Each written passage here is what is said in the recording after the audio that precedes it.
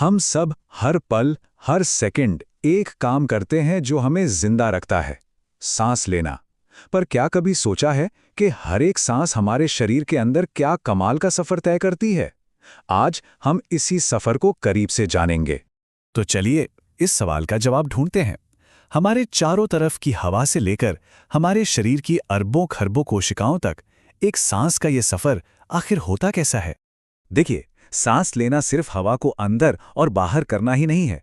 असल में ये दो प्रक्रियाओं का एक कॉम्बिनेशन है। पहली है फिजिकल प्रोसेस, यानी सांस को अंदर खींचना और बाहर छोड़ना। और दूसरी है एक केमिकल प्रोसेस, जिसमें उस हवा से मिली ऑक्सीजन का इस्तेमाल करके शरीर की हर एक कोशिका के लिए एनर्जी बनाई जाती है।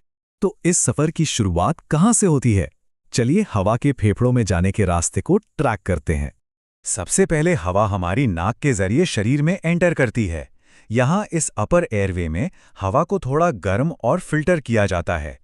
फिर ये फेरिंक्स से गुजरती है, जो खाना और हवा दोनों के लिए कॉमन रास्ता है, और उसके बाद पहुंचती है लैरिंक्स तक, जिसे हम वॉइस बॉक्स भी कहते हैं। अब हवा नीचे उतरती है, ट्रेकिया यानी हमारी सांस की नली में। यहां से रास्ता पता है कैसा है? बिल्कुल एक उल्टे पेड़ की तरह। ये ट्रेकिया कई शाखाओं में बढ़ जाती हैं, जिन्हें ब्रोंकाई कहते हैं, और ये शाखाएं आगे और भी छोटी छोटी नलियों में बढ़ती जाती हैं, जब तक कि हवा अपनी मंजिल यानी लाखों छोटी छोटी हवा की थैलियों एल्वियोली तक नहीं पहुंच जाती। और यहीं इन नन्ही नन्ही एल्वियोली में इस पूरे सफर का क्लाइमैक्स होता है, गैसों का महान आदान प्रदान। अब इस एक्सचेंज को समझने के लिए एक छोटा सा साइंस का रूल समझना होगा, पार्शियल प्रेशर।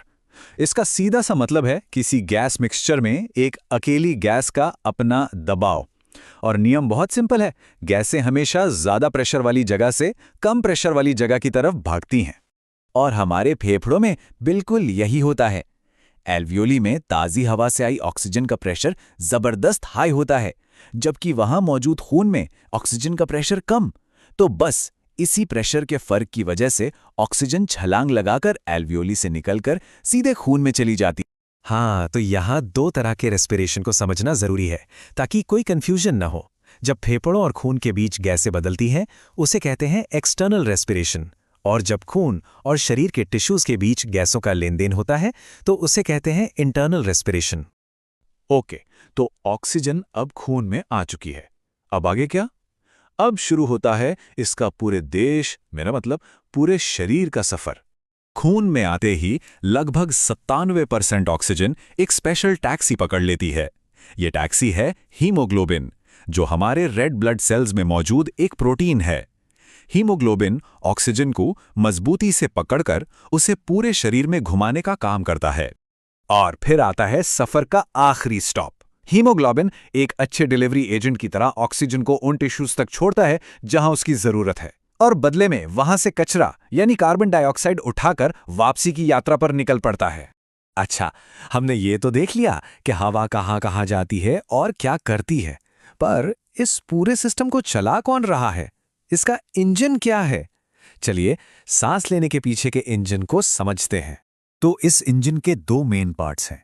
एक है डायफ्राम, जो फेफड़ों के ठीक नीचे एक बड़ी मसल है, और दूसरी है इंटरकोस्टल मसल्स, जो हमारी पसलियों के बीच में होती हैं। तो जब सांस अंदर लेनी होती है तो क्या होता है? सबसे पहले डायाफ्राम सिकुड़कर नीचे यानी चपटा हो जाता है।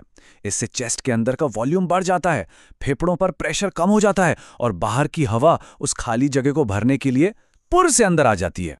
और सांस छोड़ना? वो तो और भी आसान है। नॉर्मली इसमें कोई मेहनत नहीं लगती। डायाफ्राम और पसलियों की मसल्स बस रिलैक्स हो जाती हैं। चेस्ट का वॉल्यूम कम होता है, फेफड़ों पर दबाव बढ़ता है, और हवा अपने आप बाहर निकल जाती है। और ये कमाल की प्रक्रिया, ये साइकिल लगातार चलती ही रहती है।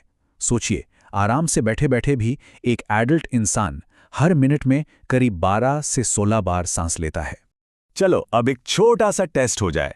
याद है, सांस लेने की प्रक्रिया में सबसे मुख्य मसल कौन सी है? सोचिए। हाँ, डायाफ्राम। अगला सवाल, खून में ऑक्सीजन को एक जगह से दूसरी जगह ले जाने वाली टैक्सी का क्या नाम था? याद आया? बिल्कुल सही, हीमोग्लोबिन। और आखिरी सवाल, जो नॉर्मल सांस हम अंदर और बाहर करते हैं, उस हवा की मात्रा को क्या कहते हैं? ये थोड़ा मुश्किल है। इसे कहते हैं टाइडल वॉल्यूम।